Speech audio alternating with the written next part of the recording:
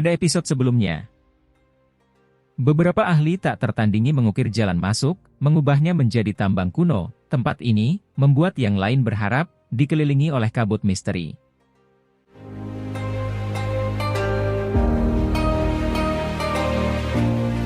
Itu benar-benar batu asal yang mengalami kerusakan setelah pertempuran hebat. Qi Daolin menatap ke depan, ekspresinya menjadi semakin serius. Tambang abadi sangat luas.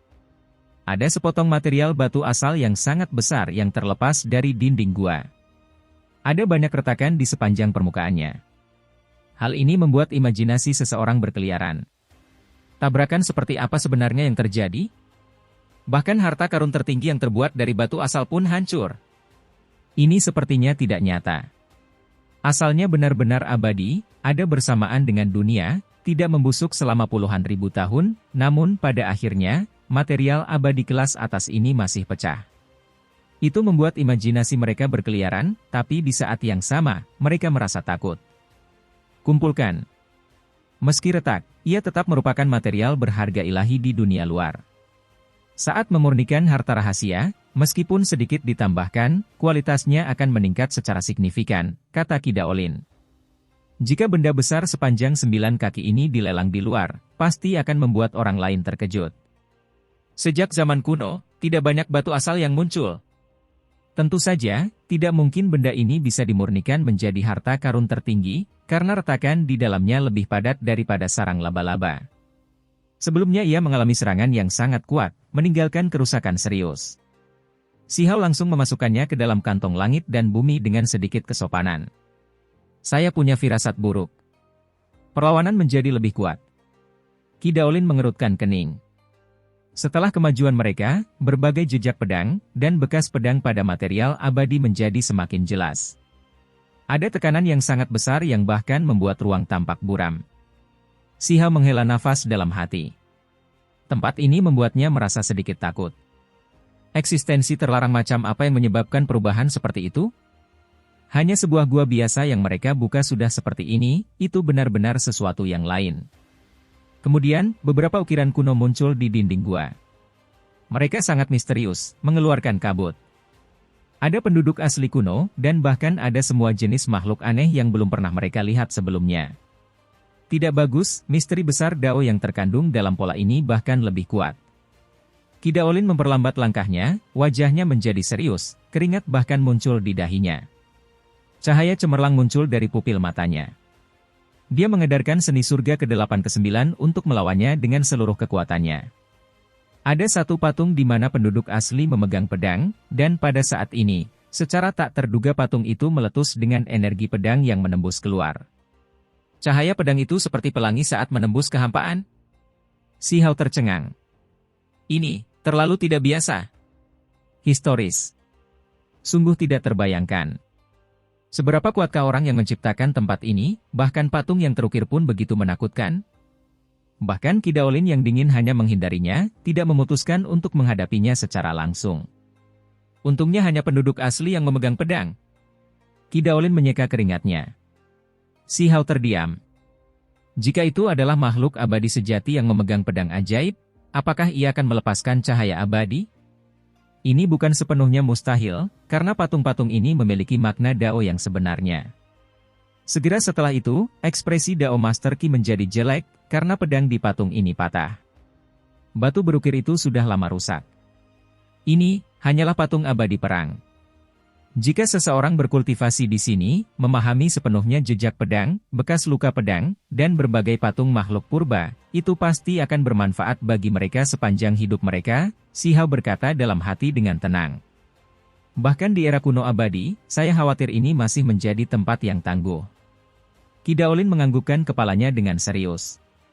Bahkan dia tidak ingin pergi, ingin duduk di sini bermeditasi dan mengasingkan diri. Dia ingin memahami makna sebenarnya yang tak tertandingi yang terkandung dalam patung abadi sejati yang diukir oleh orang-orang kuno. Sayangnya, tidak banyak waktu tersisa. Berdasarkan apa yang terekam di potongan tulang yang saya peroleh, peluangnya cepat berlalu, jadi kami tidak bisa berlama-lama di sini. Kita lihat saja kemana nasib surgawi membawa kita. Jika kita bisa membawa seluruh gua ini sebelum pergi, maka itu benar-benar menantang surga, kata Qi Daolin. Pada akhirnya, Ki Daolin menahan tekanan yang sangat besar dan membawa Si Hao bersamanya ke kedalaman tambang abadi. Lebih tepatnya, ini adalah istana kuno raksasa yang penuh dengan energi abadi.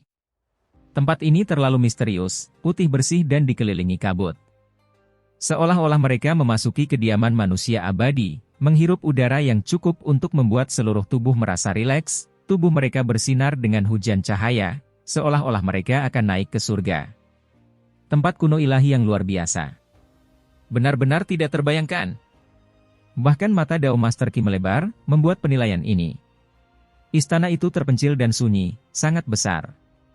Melalui kabut, orang dapat melihat banyak dewa yang disucikan di atas berputar-putar dengan kekuatan misterius. Sementara itu, keempat tembok itu sangat luar biasa. Ada sejumlah besar ukiran yang terukir, mulai dari burung, bunga, ikan, dan serangga hingga pengorbanan kuno, dan kemudian ke penduduk asli awal, matahari dan bulan, berbagai keberadaan, materi abadi, dan hal-hal lainnya. Tempat ini agak istimewa. Semua tekanan menghilang, tertahan dalam ukiran ini. Untuk sementara aman, kata Ki Daolin. Dao Master, kamu harus bergegas dan mencari material harta karun tertinggi yang kamu butuhkan. Saya akan duduk di sini sebentar untuk melihat apakah saya bisa mendapatkan semacam wawasan, kata Si Hao. Baiklah. Hati-hati. Jangan tinggal terlalu jauh dariku, kata Ki Daolin. Si Hao segera duduk. Ada banyak lukisan di dinding batu, semuanya memiliki aura Dao besar yang tertahan. Dia menjernihkan pikirannya, mempersiapkan dirinya seolah-olah dia akan memasuki dunia besar satu demi satu. Segera setelah itu, sesuatu yang Si Hao sama sekali tidak sadari terjadi yang membuat Ki Daolin terkejut. Dia berbalik untuk melihat Si Hao, memperlihatkan ekspresi terkejut. Di belakang kepala Si Hao muncul lingkaran cahaya. Kemudian mengembun, menjadi penuh keberuntungan dan cemerlang seperti cermin. Itu membuatnya tampak seperti seorang kultivator yang tampak seperti biksu kuno, tetapi juga seperti Raja Dewa. Cincin dewa di belakangnya berputar secara tak terduga mencerminkan diagram ini satu demi satu. Jejak bilahnya, bekas kapak, penduduk asli, matahari dan bulan, dan segala jenis makhluk, sepertinya meniru semua diagram kuno ini. Bocah ini, dia punya kemampuan seperti ini? Ki Daolin segera menyuarakan keterkejutannya, karena dia merasa diagram yang dipantulkan dari piringan dewa itu sama dengan apa yang muncul di dinding batu.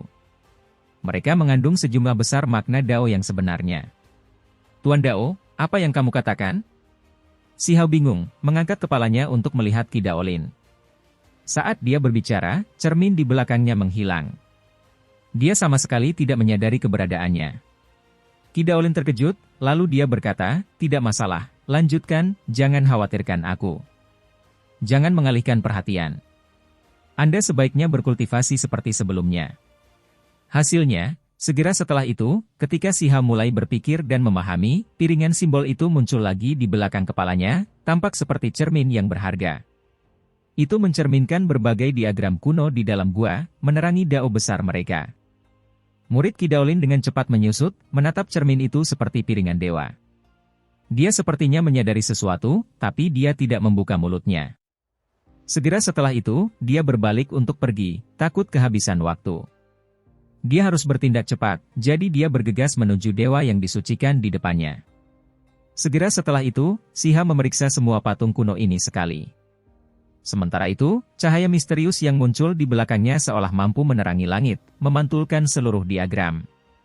Setelah mencoba memahami hal-hal ini untuk pertama kalinya, ia menemukan bahwa Dao Agung di sini terlalu sulit, tidak mungkin dipahami dalam waktu singkat. Dia berjalan ke depan untuk melihat hal baik apa yang diperoleh Ki Daolin. Hanya saja, cermin cahaya di belakang kepalanya tidak pernah hilang, terus bersinar di sana. Dao Master Qi berdiri di sana, merasa sangat terkejut. Dia melihat barang-barang yang disucikan satu demi satu. Ini adalah, Si Hao juga terkejut. Mereka adalah dewa. Apa yang disembah secara tak terduga adalah berbagai harta abadi yang mengalir dengan cahaya kabur. Mereka tertutup kabut.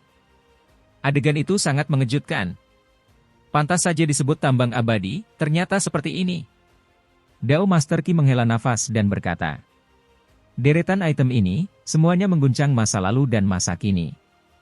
Salah satu dari mereka akan membuat mata para master sekte dari alam yang lebih tinggi menjadi merah, saling membantai dan berperang memperebutkan mereka.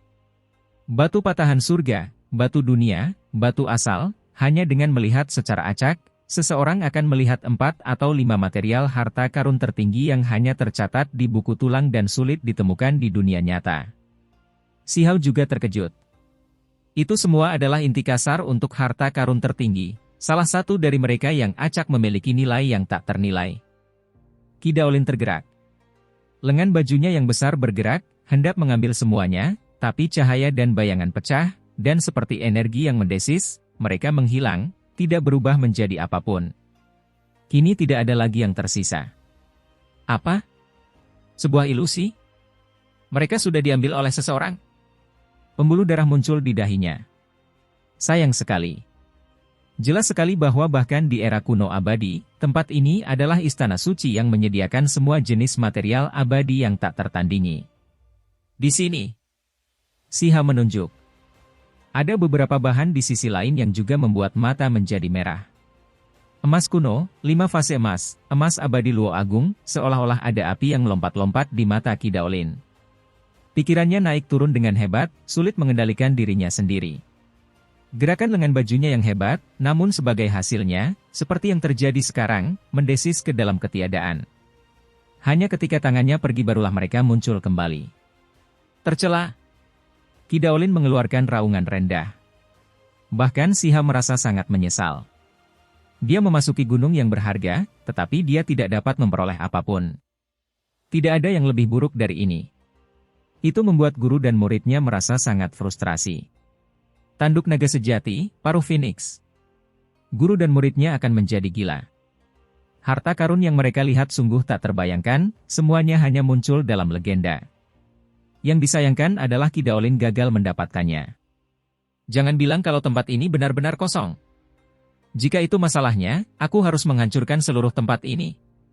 Dao Master Qi sangat marah. Dia berjalan ke depan, menatap langsung ke titik tertinggi dan paling sentral. Barang-barang yang disucikan di sana adalah yang paling langka dan berharga. Ketika kabut putih bersih tersapu, tidak ada ilusi di sana. Berbeda sekali dengan tempat lain. Ada sebuah batu. Xiao sangat terkejut. Qi Daolin juga tergerak. Tanpa diduga ada sesuatu di titik tertinggi. Apakah mereka bisa mendapatkannya? Dia segera melepaskan lengan bajunya untuk mengambilnya.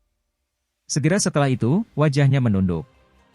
Dia mendapatkannya, tapi setelah mempelajarinya, dia menyimpulkan bahwa itu bukanlah harta karun tertinggi, hanya material batu hitam seukuran kepalan tangan. Ini adalah lapisan berbatu.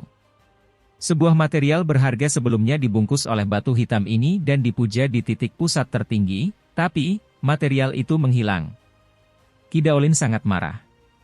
Dia meraung ke arah langit. Mereka bahkan tidak bisa melihat apa yang disucikan di titik tertinggi, hanya menyisakan kulit batu. Itu membuat seseorang merasa menyesal. Itu kemungkinan besar digunakan oleh individu kuno abadi. Tempat ini jelas merupakan istana suci yang berharga. Kata Xiao. Qi Daolin dengan cepat mengambil tindakan, terus melambaikan lengan bajunya ke arah ilusi. Dengan suara hong, akhirnya ada 3 atau 4 bahan berharga yang menghasilkan semacam reaksi, mengeluarkan suara gemuruh dao yang hebat.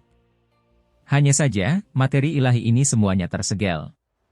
Meskipun kekuatannya telah menurun setelah perjalanan yang tak ada habisnya, segelnya retak, masih sulit untuk memindahkannya. Ini benar-benar membuat mereka terkejut. Aduh! Tiba-tiba terdengar tangisan aneh yang membuat jiwa seseorang bergetar. Ada gelombang ancaman kuat yang mendekat, yang muncul dari dalam istana kuno. Bukalah untukku.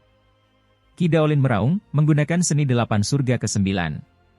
Semburan darah juga keluar dari mulutnya, membakar cahaya. Bersama dengan tekniknya yang tak tertandingi, dia mengumpulkan kekuatan terbesar untuk menyerang segel material berharga. Dia mengulurkan tangannya, dan kemudian dia meraih Xiao sebelum segera bergegas keluar dari istana ini, bahkan tidak menoleh. Suara ini terdengar tanpa henti, raungannya sangat menakutkan. Mengikuti suara Qi, guru dan muridnya bergegas keluar dari tambang abadi, melarikan diri dari bahaya sejauh sehelai rambut. Tambang kuno itu melonjak dengan energi keberuntungan, memancarkan cahaya abadi yang sangat ilahi. Ketika semua orang berbalik, mereka menemukan bahwa gunung besar tempat tambang abadi berada mulai tenggelam, hampir memasuki bumi besar. Selain itu, sesosok manusia muncul di pintu masuk gua, secara tak terduga berkedip dengan 7 warna kecemerlangan warna-warni, saat ini sedang menatap mereka. Sepotong emas abadi 7 warna. Ki Daolin berteriak kaget. Sudah terlambat untuk menyesal. Dia seharusnya tidak lari.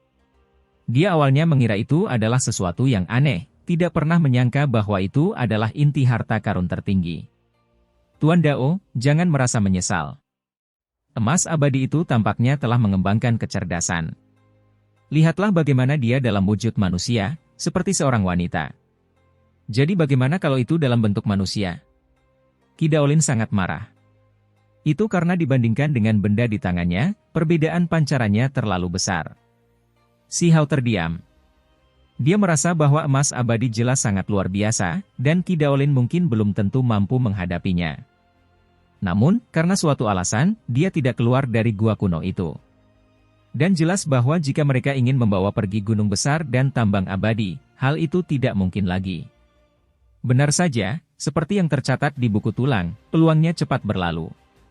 Gunung besar itu dikelilingi oleh energi kacau, tenggelam ke dalam bumi, sehingga menghilang tanpa jejak. Ia bisa bergerak, baru muncul kembali setelah ribuan hingga 10.000 tahun kemudian. Tuan Dao, apa yang kamu dapat? Si Hao melihat ke arah tangannya. Ki Daolin mengerutkan kening. Dia tidak mengenali materi ini. Warnanya keabu-abuan tanpa banyak cahaya. Jika dilempar ke dalam gundukan tanah, orang lain mungkin akan mengabaikannya. Namun, segera setelah itu, dia tidak lagi merasa sedih, malah mengungkapkan kejutan yang menyenangkan. Itu karena tidak peduli seberapa besar kekuatan yang dia berikan, dia tidak dapat merusak material ini sedikit pun. Bahan abadi.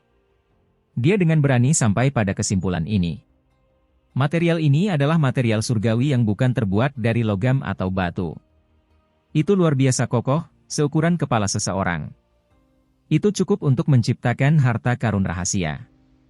Dao Tuan, panen kita kali ini luar biasa. Si Hao iri. Tambang abadi telah ada sejak zaman kuno. Berapa banyak orang yang ingin masuk ke dalam untuk mendapatkan harta karun tertinggi, tetapi gagal. Alasan mengapa Ki Daolin bisa sukses adalah karena dia telah menunggu beberapa ribu tahun untuk memanfaatkan kesempatan singkat ini. Itu sebabnya dia berhasil mendapatkan materi berharga itu. Meskipun demikian, jika berita tersebar, itu masih cukup untuk mengguncang dunia yang lebih tinggi. Itu adalah materi abadi. Itu akan membuat mata semua sekte besar menjadi merah. Berapa banyak potongan yang muncul sejak zaman kuno? Anak muda, keuntunganmu tidak kalah dengan keuntunganku. Ki Daolin menunjukkan ekspresi terkejut dan berbicara setelah melihatnya. Manfaat apa yang saya peroleh? Si Hao menggerutu. Jangan khawatir, itu mungkin akan muncul segera setelahnya. Juga, izinkan saya mengingatkan Anda sekarang bahwa di masa depan, jika Anda pernah menemukan tempat dengan misteri besar Dao yang mendalam, Anda harus berhenti dan mempelajarinya dengan cermat. Meski Anda tidak bisa langsung memahaminya, Anda tetap harus meluangkan waktu untuk mempelajarinya dengan cermat. Ki Daolin memperingatkan berulang kali. Akhirnya tiba waktunya bagi mereka untuk berpisah. Si Hao sepertinya memikirkan sesuatu. Tuan Dao, aula tertinggi mungkin dibawa dengan punggung seekor kura-kura besar, datang dari alam bawah. Wu, aku tahu. Seekor burung phoenix perak adalah orang pertama yang melihatnya, namun pada akhirnya, pewaris istana abadi dan beberapa pelayan tua lainnya mulai mengejarnya. Ki Daolin mengangguk. Si Hao tertegun, tapi dia merasa lega lagi. Ini adalah hal-hal yang bahkan diketahui oleh beberapa talenta luar biasa.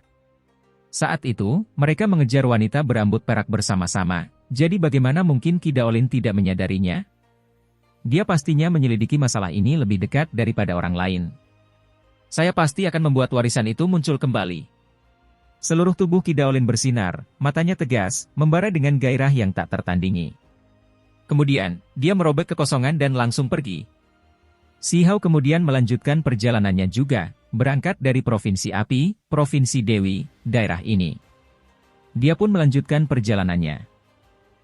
Si Hao berangkat dari kota besar, menggunakan formasi transportasi skala besar yang dapat melintasi puluhan provinsi. Kalau tidak, jika dia mengandalkan penerbangan saja, hanya Tuhan yang tahu berapa tahun yang dibutuhkan. Sebuah provinsi, dari ujung ke ujung, setidaknya berukuran beberapa puluh juta li, semakin panjang semakin tak berujung. Itu adalah angka astronomi, besar hingga tingkat yang tak terbatas. Bahkan tidak ada lagi kebutuhan untuk membicarakan beberapa puluh provinsi, atau lebih dari 100 provinsi yang jaraknya jauh. Provinsi Iblis, tempat munculnya iblis sejak zaman kuno, mengguncang langit dan bumi. Setiap beberapa tahun, akan terjadi pertempuran besar. Itu juga merupakan tempat kejahatan dan darah. Taman Bunga Matahari Iblis, sekte spesies tanaman yang reputasinya mengguncang alam yang lebih tinggi, tepatnya berada di provinsi ini, dan juga berbatasan dengan provinsi surga, yang menjadi tuan rumah bagi klan surgawi di sisi yang jauh. Si Hao tiba di provinsi Iblis, tentu saja untuk tidak memprovokasi kekuatan besar itu. Bahkan jika hubungan antara klan-klan itu dan dirinya seperti air dan api, sekarang masih bukan waktu yang tepat untuk mengunjungi mereka. Dia datang hanya untuk menemui kakeknya. Mereka telah berpisah untuk jangka waktu tertentu, dan segera setelah itu, dia akan berpartisipasi dalam pertempuran besar di 3000 provinsi. Dia datang untuk mengucapkan selamat tinggal. Ini adalah wilayah terpencil. Jarang sekali terlihat tanda-tanda kehidupan manusia. Vegetasinya jarang. Di wilayah terdalam terdapat lebih banyak lagi sekelompok gunung berapi. Dewa Iblis Agung justru tinggal di sini dalam isolasi. Sebelum mereka berpisah, karena kakeknya telah menyerap darah asli penguasa iblis, sehingga memiliki energi yin di dalam dirinya, dia perlu berendam di magma vulkanik agar merasa nyaman. Gunung berapi mengelilingi wilayah ini. Tidak ada sehelai rumput pun yang tumbuh di sini. Pegunungan mengeluarkan cahaya api satu demi satu, dan ada lebih banyak lagi aliran magma, berwarna merah cerah dan sangat panas. Kakek! Tidak ada hal tak terduga yang terjadi. Si Hao dengan hati-hati melihat sekeliling, dan kemudian dia melihat kakeknya di dalam gunung berapi. Kakeknya sedang duduk di dalam magma, rambutnya yang beruban membawa untayan hitam.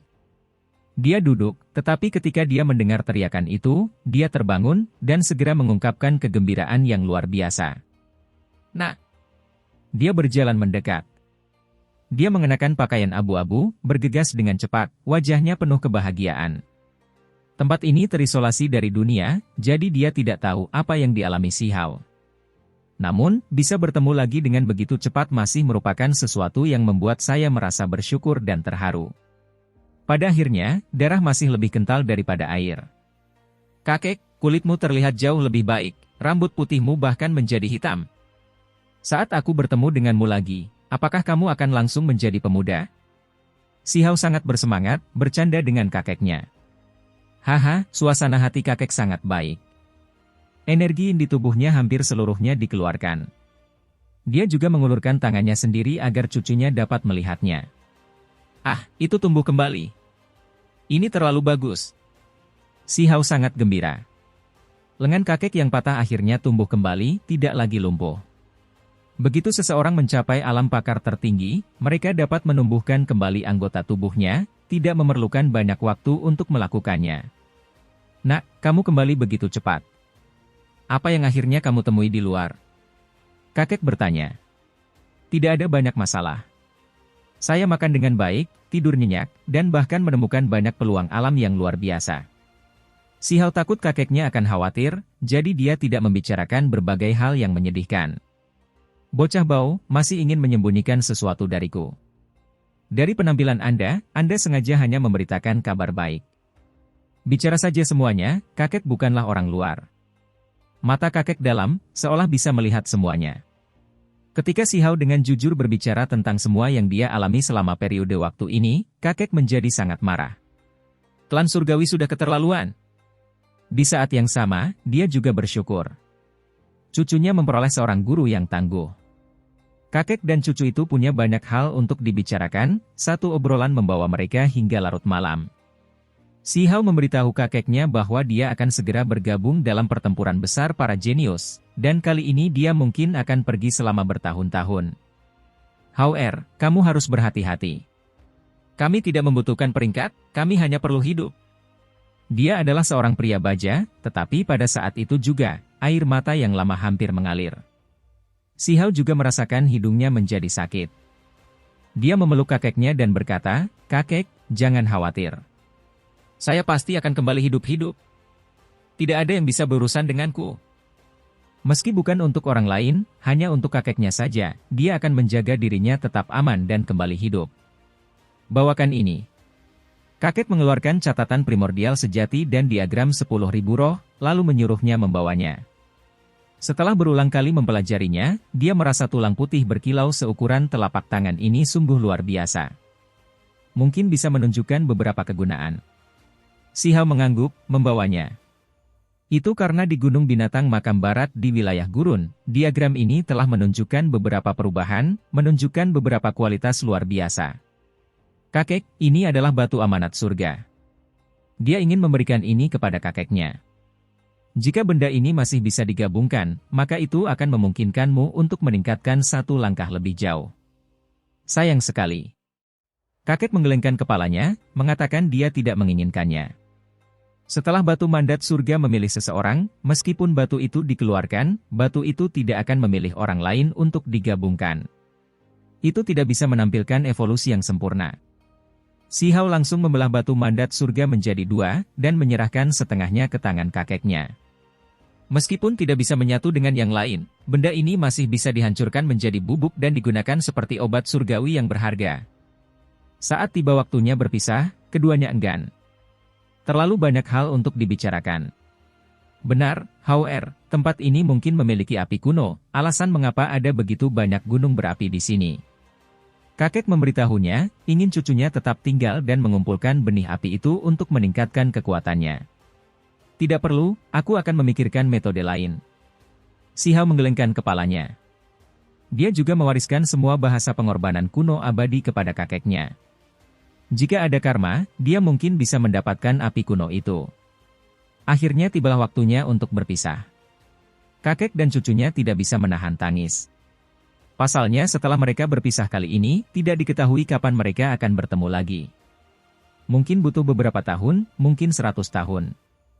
Bahkan mungkin selamanya. Pertempuran besar di 3.000 provinsi, para kekuatan biasa mungkin baik-baik saja, tetapi mereka yang ingin mendapatkan keberuntungan alam terbesar pasti akan berjuang dalam perjuangan hidup dan mati. Itu yang paling berbahaya. Si Hao pergi. Saat meninggalkan Provinsi Iblis, dia sangat berhati-hati, mengambil beberapa jalan memutar. Baru setelah berangkat dari provinsi ini dia meminjam formasi transportasi yang sangat besar untuk menuju Provinsi 5 Elemen. "Aku ingin tahu apakah batu pemukul dewa dan kaisar kupu-kupu masih ada di sana." Mereka sebelumnya membuat pengaturan agar mereka menunggu di suatu tempat tanpa pergi, tapi waktu yang lama telah berlalu. Apakah kedua orang itu masih di sana? Pepohonan kuno yang hijau dan rimbun menjulang tinggi di sepanjang jalan setapak berwarna biru. Ini adalah kota kecil yang ditanami beberapa pohon kuno. Si Hao berhenti di sini untuk waktu yang singkat. Setelah memastikan arahnya, dia kemudian terbang ke pegunungan terdekat dan turun ke gunung pendek. Garis pelangi ilahi terbang, menghantam kepala si Hao. Kecepatannya sangat cepat. Dia khawatir, dengan cepat menghindar. Namun, makhluk itu mengikutinya tanpa henti, menghantamnya lagi. "Sial! Gunung-gunung ini saya buka, pohon-pohon ini saya tanam. Jika kamu ingin lewat, bayar troll itu." Pelangi ilahi itu mengeluarkan tangisan aneh. Tanpa mengedipkan mata, dia mengeluarkan tungkupil, dan membuka tutupnya untuk mengumpulkan pelangi ilahi itu. "Anak muda, kamu terlalu jahat, ingin menggunakan kutukan makam abadi untuk menghadapiku." Itu justru batu pemukul ilahi. Dengan suara ci, benda itu terjatuh, muncul di depan si Hao. Kemudian, kaisar kupu-kupu muncul, bergerak seperti garis emas di udara dan turun ke rambut si Hao. Si Hao sangat senang. Orang-orang ini telah menunggu di sini selama ini, dan tidak pergi sama sekali. Itu menyelamatkannya dari kesulitan mencari mereka. "Anak muda, kamu sudah menunggu begitu lama. Saya mendengar bahwa serangkaian takdir membawa Anda beberapa ratus ribu li jauhnya, dan kemudian gadis yang Anda bawa untuk dijadikan istri hampir membuat Anda terbunuh?" Batu pemukul ilahi itu tertawa terbahak-bahak, sepertinya layak mendapat pukulan yang bagus. "Brengsek, kamu memberi garam pada luka begitu kita bertemu." Si Hao meraihnya, tangan kanannya bersinar dan mencubit dengan kuat. Hentikan, bajingan, kenapa tanganmu begitu keras? Batu pemukul ilahi itu berteriak dengan aneh. Tentu saja, hal itu masih berlebihan sampai batas tertentu. Kekuatan magisnya tidak sekuat itu, tapi bahan pembuatnya adalah yang terbaik, sangat kokoh. Kamu terlalu tidak masuk akal, pergi begitu lama. Apa yang harus kita lakukan sambil menunggu di sini? Mendapat masalah kemana-mana sendirian, mengalami peristiwa yang merangsang seperti itu, kamu bahkan tidak membawa kami. Batu pemukul dewa rendahan ini selalu ingin melihat seluruh dunia dalam kekacauan, dan kemudian dengan angkuh meminta hadiah kepada Si Hao sebagai kompensasi. Si Hao menamparnya keluar dan berkata, jangan mencoba mengalihkan perhatianku, segera mencoba berdebat denganku. Pasti ada bencana yang terjadi. Katakan padaku, kemana perginya perak? Yang disebut perak adalah Phoenix Silver yang sedang tidur. Sekarang, Si Hao secara alami yakin bahwa itu pasti gadis berambut perak. Ketika alam rahasia langit asal dibuka, ada peraturan ketat yang melarang makhluk lain mengikutinya, jadi dia hanya bisa masuk sendirian. Phoenix perak sedang tidur, jadi Si Hao meminta batu pemukul ilahi untuk mengurusnya. Burung bodoh itu membuatku takut. Batu pemukul ilahi itu terlihat arogan. Omong kosong. Si Hao tahu bahwa ia langsung berbohong. Dia buru-buru melihat ke arah Kaisar Kupu-Kupu, menanyakannya. Itu karena gadis berambut perak itu tahu di mana aula tertinggi muncul sebelumnya. Akibatnya, Kupu-Kupu Kaisar memancarkan sedikit indera ketuhanan, memberitahunya bahwa Phoenix perak terbangun, berubah menjadi wanita berambut perak yang cantik dan luar biasa, dan kemudian dengan gila-gilaan memukuli batu pemukul ilahi, mengejarnya selama beberapa puluh ribuan li dan dengan keras melampiaskan kebenciannya sebelum akhirnya pergi. Bukankah kamu bilang dia dikejar olehmu? Si Hao bertanya pada batu dewa. Persetan dengan burung sialan itu, dia adalah keturunan burung Phoenix, hampir kembali ke akarnya. Begitu dia berubah menjadi Phoenix perak, bangkit kembali dari cedera serius setelah mandi dalam api ilahi, itu menjadi lebih kuat. Membuatku marah sampai mati. Apa yang kamu tertawakan bocah? Anda memotong bulu perak pihak lain, melakukan pekerjaan yang sangat buruk, membuatnya tampak seperti merpati, tetapi pada akhirnya, dia melampiaskan semua kebenciannya kepada saya. Api Phoenix itu benar-benar tidak bisa ditoleransi, aku, sungguh sial. Batu pemukul ilahi itu sangat marah dan melompat-lompat dalam kemarahan, mengutuk terus-menerus. Kali ini, ia dipermalukan lagi, membuatnya merasa sangat sedih. Jika bukan karena ia berlari cukup cepat, ia pasti sudah tertangkap. Saat itu, Si Hao takut Phoenix perak akan dikenali oleh orang lain, jadi dia langsung memberinya perubahan total, memotong bulu-bulunya yang berharga yang berkilauan dengan cahaya perak yang tidak rata dan berantakan. Wanita berambut perak itu langsung marah dan hampir pingsan. Ketika dia sadar kembali, dia tahu tanpa berpikir panjang bahwa wanita itu pasti sedang marah. Kamu bertugas menjaga gadis orang lain, jadi jika bukan kamu yang marah, siapa lagi? Si Hao tidak merasakan sedikit pun simpati, tertawa mengejek. Anak nakal, aku akan mempertaruhkan semuanya untuk melawanmu. Kau yang menyiksa gadis itu, oke? Kenapa kau menimpakan kejahatan ini ke kepalaku? Batu pemukul dewa meraung dengan marah, melemparkan dirinya sendiri. Namun, segera setelah itu, matanya langsung lurus, air liur mengalir keluar. Dia menatap batu aneh yang menyilaukan batu aneh yang melonjak dengan cahaya warna-warni abadi. Benda itu terlalu aneh, diwarnai dengan warna-warna cerah dari langit. Itu tak tertandingi ilahi dan keberuntungan. Ini. Air liurnya segera mulai menetes. Batu mandat surga. Si Hao berkata dengan tenang sambil menimbangnya di tangannya. Apa, berikan padaku, ia langsung menjatuhkan diri, membuka mulutnya untuk menggigit. Shua! Si Hao bergeser keluar, menghindar ke samping. Kakak, apa kau lihat betapa setia dan berbaktinya aku? Aku mengikutimu dengan berani tanpa memikirkan keselamatan diri, mempertaruhkan nyawa dan anggota tubuh. Kamu harus memberikannya padaku. Batu pemukul ilahi itu sangat klise sehingga membuat orang lain merinding. Siapa yang peduli dengan Phoenix perak yang menggangguku? Lain kali kita bertemu, aku akan langsung menyelesaikan masalah dengannya di depan wajahnya. Tidak, gadis cantik berambut perak seperti itu, keren dan elegan secara ekstrim, terserah kamu untuk menghadapinya. Jika terlalu merepotkan, aku akan menggendongnya kembali.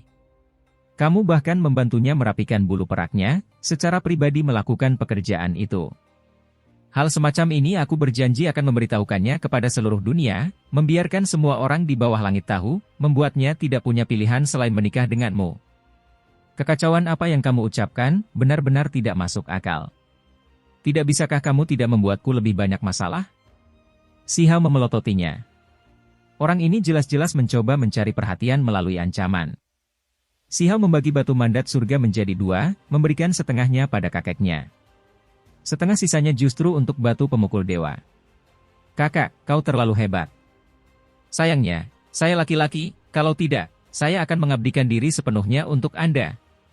Batu pemukul ilahi tanpa malu-malu berteriak, melahap batu mandat surga dalam satu tegukan. Pada saat itu, seluruh tubuhnya bersinar, berubah menjadi merah tua, kemudian energi ungu datang dari timur, lalu menjadi putih bersih seperti batu giok. Itu terus berubah, tampak sangat ilahi. Kamu bisa menyatu dengannya. Si Hao terkejut. Tentu saja. Itu adalah batu, aku adalah batu, cepat atau lambat kita akan bergabung. Yang disebut memilih Tuan, itu hanya untuk makhluk lain. Batu pemukul ilahi berbicara dengan bangga. Ketika Si Hao mendengar ini, jantungnya berdegup kencang. Ada sesuatu seperti ini? Hehe, aku akan segera bangkit, menjalani transformasi yang sempurna, menjadi batu nomor 1 di kolong langit. Anak muda, cepatlah dan pujilah aku sedikit. Di masa depan, kakak, aku akan melindungimu. Setelah melahap batu mandat surga, ia mulai bertingkah sombong lagi. Kamu bajingan, meninggalkan dermawanmu setelah mencapai tujuanmu. Si Hao melotot. Aku akan membantumu menghadapi bencana. Gadis berambut perak itu mengejarku selama puluhan ribu li, hampir menjatuhkanku, jadi ini wajar saja. Ia bertindak dengan berani dan percaya diri seolah-olah keadilan ada di pihaknya. Kemudian, ia menyatakan dengan lantang, mulai hari ini, saya ingin mengubah nama saya menjadi batu takdir. Namun, segera setelah itu, matanya menjadi lurus. Dia menatap telapak tangan Si Hao. Ada sepotong batu di sana yang tidak berhias dan tanpa cahaya. Namun, ada sejenis aura Dao yang hebat. Apa ini? Batu pemukul ilahi itu bergetar. Batu asal. Si Hao berkata dengan sikap riang. Kakak, kamu adalah kakakku tersayang, berikan padaku, kamu harus memberikannya padaku. Batu pemukul ilahi itu melemparkan dirinya sendiri, air liur mengalir kemana-mana. Secara tak terduga menghasilkan sepasang lengan batu, mencengkeram kaki Si Hao, tidak akan melepaskannya bahkan jika ia mati. Si Hao menatapnya dengan jijik, mengabaikannya. Kakak, berikan aku batu asal. Begitu aku berhasil bergabung dengannya, aku pasti akan menjadi batu nomor 1. Di masa depan, kamu bahkan tidak perlu mengambil tindakan, serahkan saja semuanya padaku. Batu pemukul ilahi itu menyeka air liurnya sambil berjanji dengan fanatik. Si Hao menimbang bahan batu di tangannya. Ini hanya sebagian kecil. Masih ada lebih banyak lagi di dalam artefak magis spasial. Kakak yang terhormat, selama Anda memiliki pesanan, saya berjanji akan mengurusnya dengan lancar. Itu berguling-guling di tanah di sana sambil memeluk kaki Si Hao, tidak melepaskan apapun yang terjadi. Kakak, aku akan menghangatkan tempat tidur. Pada akhirnya, sepertinya ia akan membungkuk ke tingkat manapun, mengatakan sesuatu seperti ini. Enyahlah. Si Hao mengayunkan kakinya, merasakan semua bulu halus di tubuhnya berdiri. Aku tidak bermaksud begitu, yang ingin kukatakan adalah aku akan membawa kembali orang-orang yang akan menghangatkan tempat tidur. Bukankah gadis bangsawan berambut perak yang keren dan anggun itu sangat sombong? Lihat aku menangkapnya dan menghangatkan tempat tidur kakak laki-laki. Batu pemukul ilahi menepuk dadanya sendiri sambil mengatakan ini. Dia juga membual bahwa setelah dia bergabung dengan batu asal, itu bisa menangkap wanita suci dari sekte manapun. Di mana integritasmu? Si Hao melihatnya tanpa berkata-kata. Demi batu asal, semuanya baik-baik saja. Saya bisa melakukan apa saja. Kulit batu pemukul dewa itu sangat tebal saat ia berteriak. Ambillah, berhentilah berteriak. Si Hao benar-benar tidak bisa menanganinya, melemparkannya beberapa bagian, meninggalkan batu suci yang menyerang itu tercengang. Kemudian, ia mulai menangis tanpa henti. Kak, lihat bagaimana aku akan melayanimu di masa depan. Akhirnya tidak berani lagi menghancurkan jembatan setelah menyeberangi sungai, karena dirasa Si Hao pasti memiliki lebih banyak batu asal pada dirinya. Si Hao tidak memperhatikannya lagi. Dia menoleh ke Kaisar Kupu-Kupu dan berkata, "Aku tidak punya banyak hadiah untukmu kali ini, tapi kita akan memasuki kuno abadi. Ada buah dewa surgawi dan segala jenis obat-obatan berharga. Anda pasti bisa makan sampai kenyang dan berevolusi dengan cepat." Mereka kemudian meninggalkan tempat ini, langsung menuju Pulau Iblis. Si Hao merasa bahwa dengan pertempuran besar di 3.000 provinsi yang akan segera terjadi, murid dari semua sekte pasti akan memiliki kartu truf yang menakutkan. Dia juga harus mempersiapkan diri dengan serius. Kali ini, dia lebih takut daripada terluka. Dia berjalan ke jalur sungai surgawi, menghabiskan beberapa hari, meledakkan dirinya sendiri dalam 1 inci dari hidupnya. Dia mengumpulkan air sungai dalam jumlah besar dengan tungkupil. Dia juga mengumpulkan cukup banyak makam bumi abadi. Untungnya, dia mempelajari teknik berharga Kaisar Petir, dan dia juga memahami kutukan tempat ini. Kalau tidak, ini akan seperti terakhir kali, menghabiskan setengah bulan hanya untuk mendapatkan sedikit. Ayo pergi. Kita harus berangkat. Kompetisi hebat akan segera dimulai, kata Si Hao. Kemana kita akan pergi? Batu pemukul ilahi itu bertanya. Provinsi Dosa, kata Si Hao. Dikabarkan bahwa disinilah makhluk-makhluk dari alam bawah berkumpul. Provinsi Api juga mendirikan fondasinya di sana, jadi Huoling Er mungkin juga ada di sana. Provinsi Dosa, nama seperti ini membuat Si Hao merasa sangat marah di dalam hatinya. Ia juga berharap provinsi ini bangkit dan menciptakan dunia yang cerah melalui pembantaian, bersinar cemerlang melalui dunia besar, naik ke puncak. Pertempuran hebat di 3.000 provinsi, saya datang. Siapakah orang-orang jenius di dunia saat ini, orang-orang aneh kuno apa yang tersegel? Mereka semua akan dijatuhkan. Batu pemukul ilahi itu berteriak. Provinsi Xin, timur ke barat 230 juta li, utara ke selatan 80 juta li. Itu tidak terlalu besar dan tidak bisa dianggap kecil. Di wilayah yang lebih tinggi, ini adalah provinsi menengah ke bawah. Si Hao menghabiskan waktu beberapa hari, meminjam berbagai formasi transportasi skala besar untuk kembali ke belahan dunia ini, melakukan perjalanan beberapa ratus provinsi sebelum akhirnya tiba di wilayah provinsi Xin. Si Hao berjalan keluar dari altar bersama beberapa pelancong. Gerbang kosong di belakangnya tertutup. Dia mengamati pemandangan sekitarnya, ingin memahami sedikit tentang tempat ini. Dia sudah bisa mendapatkan beberapa petunjuk dari sebuah kota. Kota Murbei, tempat dengan esensi spiritual yang jarang. Seluruh kota pada dasarnya berwarna coklat keabu-abuan dan terbuat dari bebatuan besar. Kelihatannya agak primitif. Tanah bergetar. Beberapa individu berkepala gajah berjalan melewatinya, tubuh mereka yang besar membuat jalanan berguncang. Kulit mereka berwarna hijau kebiruan dan penuh noda darah. Ada borgol dan besi kaki di tangan dan kaki mereka. Mereka adalah budak. Mereka baru saja dibeli dan saat ini sedang diantar pergi. Saat berada di udara, angin kencang bertiup. Beberapa lusin kelelawar iblis terbang ke udara seperti Pterosaurus, memancarkan sejenis aura amat buruk. Mereka semua adalah tunggangan, yang saat ini membawa orang ke kejauhan. Ini semua hanyalah apa yang Si Hao lihat dari altar, pemandangan acak yang langsung dia lihat. Kota Murbei membawa sejenis aura primitif. Dibandingkan dengan kota-kota besar di provinsi besar lainnya, tampaknya kota ini tertinggal dalam pembangunan. Sangat kekurangan esensi spiritual. Tempat ini tidak terlalu cocok untuk tempat tinggal jangka panjang. Seseorang mengerutkan kening dan berkata, karena memungkinkan lintas provinsi, formasi transportasi besar ini sudah mengirim setidaknya beberapa ribu orang pada setiap pengiriman, jika tidak maka hal itu tidak akan ada gunanya. Ketika sekelompok besar orang keluar, mereka merasa agak kecewa dengan kota besar ini. Jangan merasa kecewa. Ini adalah kota Xin, tempat yang sebelumnya terkutuk. Apa yang Anda harapkan? Suatu tempat megah yang penuh dengan pegunungan spiritual dan air jernih? Puaslah dengan apa adanya. Seseorang berkata. Ketika Si Hao mendengar ini, dia mengerutkan kening. Lingkungan hidup di tempat ini tidak terlalu bagus. Mengapa tanah itu menjadi tanah terkutuk? Si Hao ingin tahu bagaimana hal ini bisa terjadi. Itu karena disinilah tempat berkumpulnya keturunan makhluk dari alam bawah. Dahulu kala, beberapa tahanan yang kuat, serta keturunan makhluk kejam dari alam bawah diasingkan ke sini. Darah orang-orang berdosa mengalir melalui mereka, menyebabkan provinsi ini dikutuk. Kata seorang penatua. Si Hao mengepalkan tinjunya, lalu mengendurkannya. Dia mengajukan beberapa pertanyaan lagi, berhati-hati agar tidak menimbulkan keraguan. Itu karena alam yang lebih tinggi terlalu luas, dan selain provinsi tempat mereka tinggal, wajar jika mereka tidak tahu terlalu banyak tentang tempat lain. Terkutuklah, itu jelas merupakan sesuatu yang hanya bisa ditunjukkan oleh individu luar biasa yang sangat kuat, kan?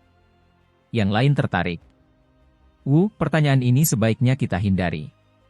Rumor mengatakan bahwa itu adalah kutukan dari surga. Kata orang yang lebih tua. Ya. Beberapa orang tidak bisa menahan diri untuk tidak terkesiap, merasakan rasa takut yang sangat tertahan. Mereka tidak mau bertanya lebih banyak tentangnya. Namun, ada beberapa anak muda yang lebih penasaran, bertanya kepada orang-orang di samping mereka mengapa hal ini terjadi. Pada saat yang sama, mereka tampaknya tidak terlalu mempercayai perkataan skeptis tersebut. Surga apa? Semuanya diciptakan oleh makhluk, tidak lebih dari lelucon yang akhirnya menjadi sedikit lebih menakutkan. Seseorang bergumam, tidak terlalu mempercayai legenda ini. Benar, ada beberapa rumor yang menyebutkan bahwa ini terkait dengan beberapa sekte kuno yang telah menghilang atau bersembunyi di dunia ini. Saat itu, beberapa keberadaan terlarang dari warisan ini bergandengan tangan untuk menciptakan kutukan ini. Ini hanya rumor. Beberapa orang berdebat dan berdiskusi di antara mereka sendiri. Aku bilang, semuanya, sekarang kita sudah sampai di tempat ini, lebih baik kita berhenti ngobrol tentang topik tabu ini. Jika tidak, jika sesuatu yang buruk terjadi, kita mungkin akan menimbulkan bencana besar. Seorang pria parubaya yang agak tenang memperingatkan. Kota Murbei sangat besar. Itu terbuat dari batu, dan bahkan permukaan tanahnya pun terbuat dari bahan batu, memberikan kesan kota yang agak kuno dan buas. Setelah keluar dari formasi transportasi dan memasuki kota, sebagian besar orang berpencar, tidak lagi bergerak bersama. Si Hao sudah mengetahui bahwa ada beberapa orang yang ingin berpartisipasi dalam pertempuran besar 3.000 orang jenius di Provinsi Xin, ingin mendapatkan peringkat yang bagus di tempat primitif dan tertinggal ini. Itu karena jumlah pendatang ke abadi kuno terbatas. Para penggarap dari berbagai sekte semuanya memikirkan cara untuk masuk, mencoba untuk mencapai provinsi yang relatif lebih lemah untuk mendapatkan kualifikasi. Provinsi Xin adalah tujuan dari banyak ahli tertinggi. Sejumlah besar orang berkumpul di sini. Kota Murbei hanyalah sebagian kecil dari efek ini.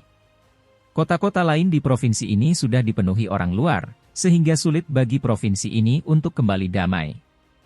Tempat ini cukup gelisah. Dengan begitu banyak orang yang berpartisipasi, apakah ada gunanya? Si Hao bertanya pada seseorang di sebelahnya. Pasalnya, masyarakat yang datang untuk mengikuti dari provinsi lain tidak ada habisnya, tidak segan-segan melintasi provinsi semua demi hak kualifikasi akhir. Namun, hanya satu orang yang bisa menjadi orang nomor satu di bawah langit. Si Hao merasa mengerumuni seperti ini tidak ada gunanya sama sekali. Tahap awalnya tidak terlalu berbahaya, dan para penggarap dari sekte yang berbeda semuanya memahami diri mereka sendiri, mengetahui status mereka sendiri. Mereka tidak akan melawan orang-orang aneh, talenta luar biasa, dan lainnya. Jika mereka tidak beruntung benar-benar bertemu dengan mereka, mereka akan segera menyerah. Setiap orang hanya memasuki peluang lain di abadi kuno. Ada terlalu banyak benda suci, cukup untuk membuat mata semua sekte ini menjadi merah. Jelas sekali bahwa mereka yang berpartisipasi memiliki tujuan yang berbeda-beda. Hanya sedikit orang yang bercita-cita menjadi nomor satu, sedangkan banyak ahli tertinggi hanya ingin masuk untuk mengambil obat, mendapatkan warisan, dan lain-lain. Di antaranya, tidak hanya ada buku tulang yang tersisa, harta rahasia, dan hal-hal lain yang ditinggalkan oleh generasi jenius masa lalu, ada juga teks abadi, dan bahkan lebih banyak lagi kayu suci, benih abadi, dan hal-hal yang akan membuat master sekte menjadi gila. Seseorang menghela nafas dan berkata, ada orang yang menggali harta abadi, ada yang memperoleh buku surgawi tanpa kata-kata, dan bahkan ada beberapa yang meninggalkan tempat itu sebagai dewa surgawi setelah memakan buah dewa surgawi. Orang lain mengangguk dan berkata, bahkan ada orang yang menemukan telur naga sejati, sarang Phoenix abadi di dalamnya. Hal-hal yang menentang surga berada di luar imajinasi Anda. Bukan berarti hal itu tidak ada, tetapi Anda bahkan tidak dapat membayangkannya. Tidak mungkin Si Hao tidak terkejut. Apakah memang ada banyak surga yang menentang hal-hal di dalamnya? Ini bukan rumor palsu yang sengaja disebarkan, kan? Ini bukan. Paling tidak, saya tahu bahwa beberapa orang aneh warisan besar kuno, setelah menempati peringkat pertama, masuk ke dalam hibernasi. Selama bertahun-tahun tanpa akhir, dia telah berpartisipasi 4 atau 5 kali. Selain keberuntungan alam terbesar, itu juga karena ditemukannya gua naga tersegel yang dipenuhi energi kacau. Ada telur naga sejati di dalamnya. Kamu bahkan tahu tentang hal semacam ini? Si Hao sepertinya tidak mempercayainya. Tidak ada tembok di dunia ini yang tidak memiliki celah, dan bukan dia sendiri yang menemukan ini. Cukup banyak sekte besar yang mengetahui hal ini sekarang, dan ada master sekte yang bahkan secara pribadi membicarakannya. Ketika Si Hao mendengar tentang ini, dia terdiam. Setelah memasuki kuno abadi, dia harus mempertaruhkan semuanya sampai akhir. Ini termasuk apa? Ada orang yang menemukan genangan darah burung Phoenix. Semua esensi darah Phoenix sejati terkandung di dalam kolam abadi itu. Selama seseorang bisa memasukinya, pencapaian masa depan mereka tidak akan terbayangkan. Itu karena setetes darah asli burung Phoenix akan memungkinkan seseorang mengalami kelahiran kembali, sementara kolam abadi kuno itu berisi semua darahnya yang berharga. Bahkan jika kultivator seperti biksu kuno muncul, hati fana mereka akan tergerak, apalagi Si Hao. Dia berpisah dengan orang itu. Dia adalah seorang pecinta kuliner, dan abadi kuno memiliki banyak hal. Saat ini, dia sudah sangat tidak sabar, ingin segera masuk ke dalam. Begitu banyak peluang alam yang luar biasa. Aku, batu takdir, pasti akan bangkit setelah memasuki dan menerangi ribuan orang dahulu. Batu pemukul ilahi meneteskan air liur ke dalam rambut Si Hao. Kota Murbei adalah kota yang sangat besar. Sementara itu, Si Hao menemukan bahwa semua penginapan sudah penuh, sebagian besar ditempati oleh petani dari provinsi lain yang ingin merebut salah satu pintu masuk dari provinsi ini. Segera setelah itu, dia mengungkapkan ekspresi ketidakpuasan. Itu karena pakar tertinggi dari provinsi lain memperlakukan orang-orang dari provinsi Xin dengan sangat tidak hormat. Ini adalah tanah terkutuk, jadi di mata mereka, mereka semua adalah keturunan tahanan yang kejam. Banyak dari mereka memandang rendah orang-orang ini, memperlakukan provinsi ini dengan hina. Keturunan dengan darah orang berdosa ditempatkan di sini, mengutuk seluruh provinsi besar. Bisa dibayangkan kejahatan macam apa yang dilakukan para tahanan ini? Saat itu, mereka seharusnya langsung membantai semua orang ini. Apa gunanya membiarkan mereka hidup? Ini adalah pendapat beberapa ekstremis. Itu membuat wajah Si Hao muram. Bagaimanapun juga, cukup banyak dari mereka yang merupakan keturunan dari orang-orang yang berasal dari alam bawah. Mereka sebenarnya dipandang seperti ini. Pantas saja provinsi ini memiliki kata dosa di namanya, membuatnya merasa sangat tidak nyaman di dalam hati. Dalam beberapa tahun terakhir, belum banyak individu berprestasi dari provinsi ini. Tempat masuknya kemungkinan besar akan direbut oleh pihak luar. Tempat terkutuk, area dengan esensi spiritual yang sedikit. Setelah pertempuran kuno, mereka dibantai sampai semuanya ketakutan. Pakar seperti apa yang masih bisa mereka hasilkan? Yang datang dari provinsi lain semuanya elit, datang ke sini untuk merebut slot partisipasi dari tangan para pendosa ini, jadi itu wajar dan memang sudah diduga. Yang kuat akan menang atas yang lemah, seharusnya seperti ini. Wajah Si Hao menjadi semakin tidak enak untuk dilihat. Nyala api berkobar di dalam dirinya. Di alam bawah, dia pernah mendengar pepatah, keturunan yang sangat kejam, dan sekarang dia datang ke alam yang lebih tinggi. Sebenarnya ada provinsi semacam ini yang diperlakukan sebagai tanah pengasingan dan dikutuk. Provinsi ini memiliki orang-orang dari alam bawah, serta keturunan murid-murid jahat kuno dari alam tinggi. Dia merasa sangat tidak nyaman. Berapa generasi yang telah berlalu? Sekalipun nenek moyang mereka benar-benar melakukan kesalahan, dosanya tidak seharusnya ditanggung oleh keturunannya, bukan? Si Hao merasa bahwa dia harus memahami situasinya lebih detail. Segera setelah itu, dia mengetahui bahwa klan api dianggap sebagai kekuatan besar di provinsi ini, negara kuno di suatu wilayah. mereka tidak akan mentolerir penghinaan. Selain itu, berita lain yang diterimanya membuatnya sangat terguncang. Ada negara batu, tapi negara itu musnah di zaman kuno. Ekspresi Si Hao berubah. Ini benar-benar berita buruk. Jika prediksinya tidak salah, itu pasti negara kuno yang didirikan oleh nenek moyang klan batunya. Kenapa ini terjadi? Dia bertanya-tanya. Darah para pendosa terlalu kuat, mengejutkan semua bidang. Itu dikutuk oleh surga, menyebabkan negara kuno ini lenyap begitu saja. Seseorang menjawab. Bagaimana mungkin? Si Hao pasti tidak mempercayai perkataan ini. Sud, kecilkan suaramu sedikit. Negara batu berkembang pesat di zaman kuno, menghasilkan beberapa individu tangguh yang cukup menakjubkan. Seseorang melihat tangan besar terulur dari langit, meratakan negara kuno ini dan mengubur klan itu. Seseorang berkata dengan misterius. Si Hao pergi ke kejauhan. Baginya, berita ini cukup buruk, membuatnya hampir meledak amarahnya. Setelah mencari-cari, dia berhasil sampai di sisa-sisa klan batu. Tidak ada sehelai rumput pun yang tumbuh di sini, tempat yang benar-benar sunyi. Ada runtuhan di mana-mana dengan sisa-sisa tembok yang rusak. Ini adalah area runtuhan yang sangat luas. Ibu kota negara yang sangat besar sebelumnya pernah menjulang tinggi di sini. Si Hao mondar-mandir di sini selama 2 hari, merasa marah di dalam hati. Negara kuno ini tiba-tiba musnah dengan begitu kejam, hancur total. Itu terlalu kejam dan tanpa ampun. Akhirnya, di perbatasan peninggalan negara kuno tersebut, dia menemukan sebuah desa yang compang-camping. Setelah diperiksa lebih dekat, ia menemukan bahwa orang-orang ini dapat dianggap sebagai keturunan negeri batu. Sebenarnya menolak keadaan ini, dia memandang yang tua dan lemah, serta pemuda biasa. Mereka sudah lama menjadi manusia fana, tidak memahami kultivasi. Mereka bisa saja bertahan hidup seperti klan lain sebelumnya, tapi hanya karena nenek moyang klan batu mengetahui suatu kebenaran, mereka memicu bencana kehancuran. Ketika dia menemukan desa batu lain yang compang-camping, Si Hao tiba-tiba mendengar informasi mengejutkan ini dari mulut seorang tetua bermata kacau.